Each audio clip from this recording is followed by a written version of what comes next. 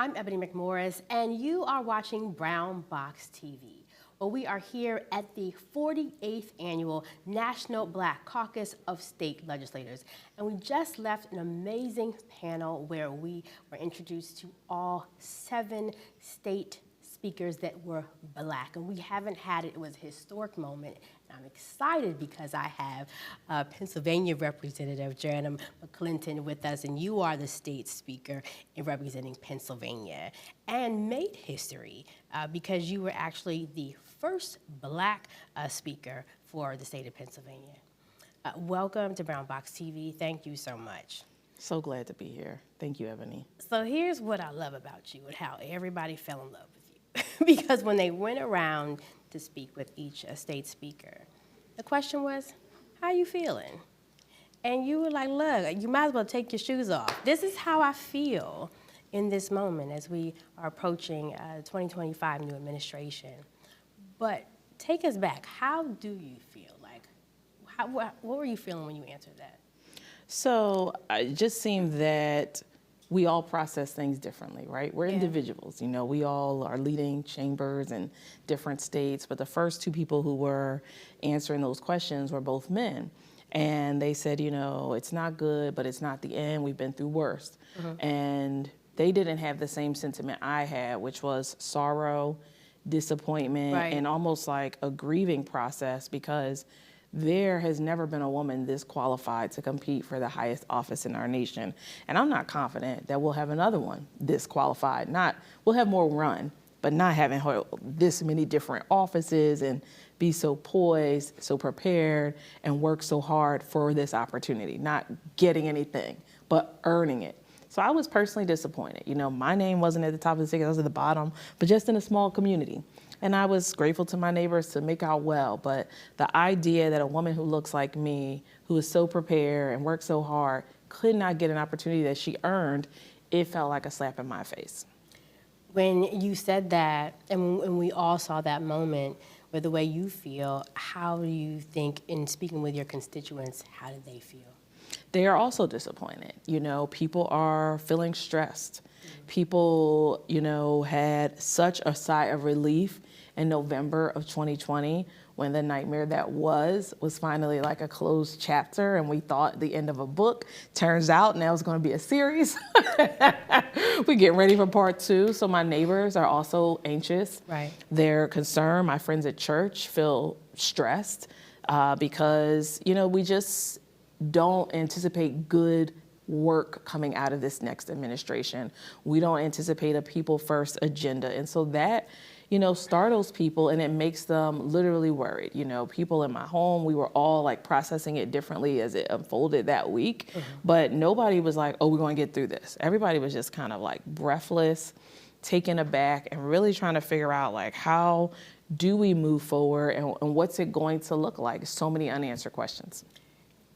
So many unanswered questions, but questions that you have to be at the forefront of, right? So while your constituents are feeling that way, you have to be the one to come in and say, this is how we begin to move forward. And policy, as we said earlier, begins at the state level. So what, as we're here at the conference and you're meeting with various colleagues and talking about what's coming out of their state houses, what are some steps that you think need to be implemented, policy changes as we go forward?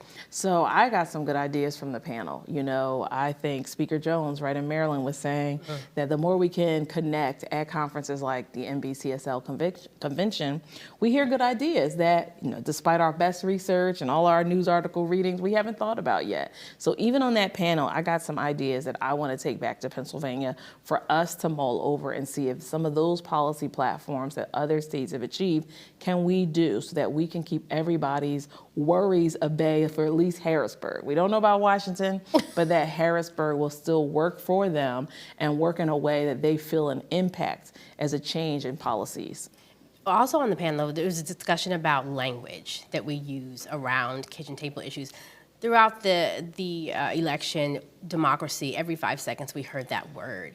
But some of that language is not translating always to everyday folk. They're trying to figure out how to put food on the table and how to do things like that. And so one part was, and you talked about how we need to switch up the language when we talk to people. What are some things you think we need to do? Because we saw voter apathy it's not the people voted for Trump that were African Americans. It was that many stayed at home. How do you combat that voter apathy? So I think we have to make it plain, easy to understand, not seeming like you need to go somewhere and study political science for a few years to know what we're talking about. People trips out the country. I saw people who were like, I'm leaving, let it burn. We have to also meet people where they are. Everybody is not going to read our op-ed in whichever newspaper X, Y, and Z. So we have to be creative. We have to be on TikTok and Blue Sky and social media, all the different platforms, and really talk to people where they are, not dumbing anything down, but just making it so that it's digestible information and it also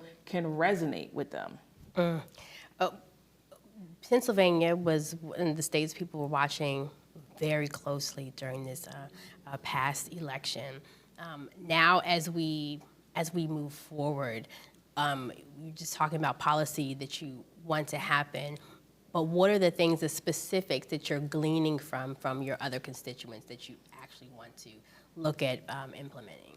So we have a lot of policies that passed out of our state house for the last 2 years, but never made it out of our state senate to the governor's desk. One of the things that someone said to me one day that I was campaigning for Kamala at a subway stop was, why is the minimum wage $7.25? And I'm like, well, we passed the bill, but nobody wants to hear like we passed it and our state senate hasn't, because they know when they apply for whichever job it might be that that's all they have to start paying them with.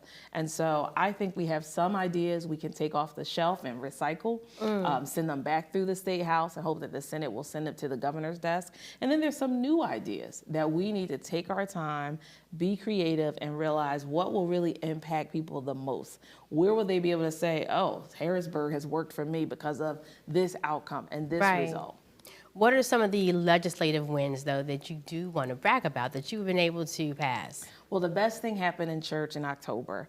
I was there, and one of the women speaking, you know, she's a senior, but like most, you know, she looks great, but she said, I don't qualify for anything, and that's not fair because I'm not rich. I have a retirement, but it's not, you know, putting me into a different tax bracket. She said, but our Speaker of the House changed the rules so that seniors like me can finally get some of what we paid in our property taxes back. She said, you know, it's not the max of $1,000, but that $400 helps. Ooh, but it's so true. Honestly, I've been talking with a lot of leaders, and the issue of how we care for our seniors is huge. Especially as we go into administration where we're seeing a rollback of prescription drugs, talking about erasing that. What are we going to do with healthcare? That was another big issue. Housing, senior housing, is a huge, huge issue. And to